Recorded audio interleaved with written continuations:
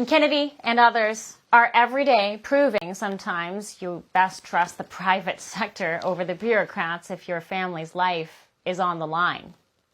Joining us for a reaction is James Judge, team lead with Project Dynamo, one of those nonprofits currently on the ground in North Carolina conducting private rescue missions. James, welcome back to the program.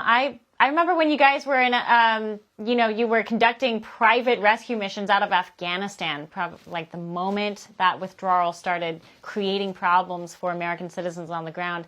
I'm glad to see that the mission continues.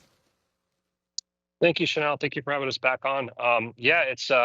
It's certainly, we don't like to see the tragedy that evolves here and what has happened and led us here. It brings a tear to your eye when you hear what that mother was saying about her son and the last words out of his mouth.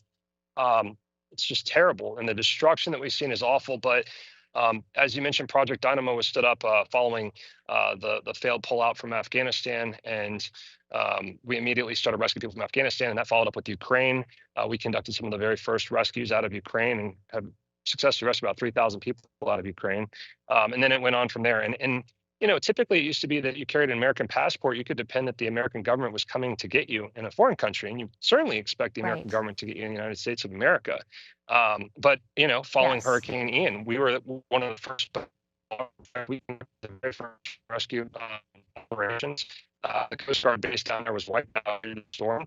And we saw down in Hurricane Ian, we saw more aircraft in the air when Biden was visiting at the time to do an overview than we did search and rescue aircraft that day. And when we went to put up our drones on day one here, there was a temporary flight restriction in place because of Air Force One landing.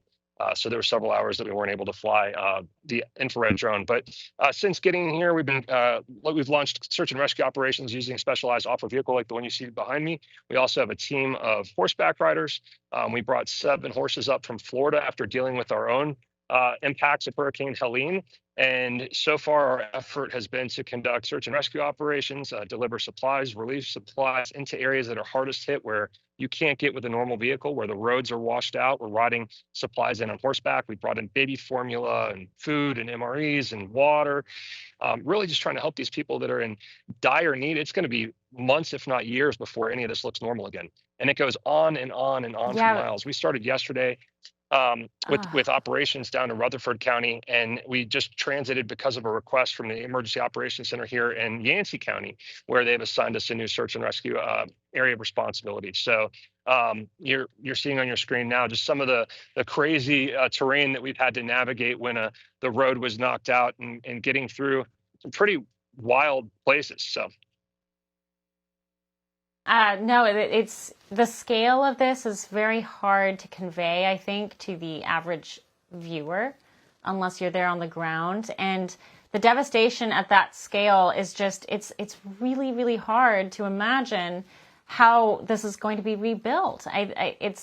It's going to take a lot of resources, a lot of displaced homes and families, and the problem that we're seeing. You mentioned just now that there was a temporary restriction on drones, but we showed in the segment too. There was a statement from Pete Buttigieg where initially they put this ban generally over the overall area, and it was not because of just Air Force One landing. They used that as an excuse later on.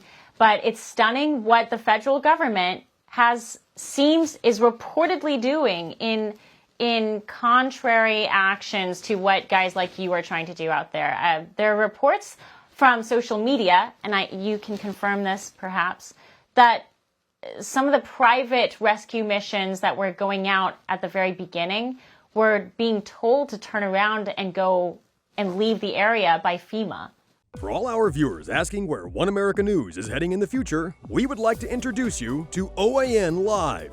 OAN Live is the best way to stay up to date on all of the hard-hitting, straight-shooting, national and international headlines. And the best part is, OAN Live is only $4.99 per month. All the credible, honest, unbiased reporting One America News offers at a fraction of the cost of cable.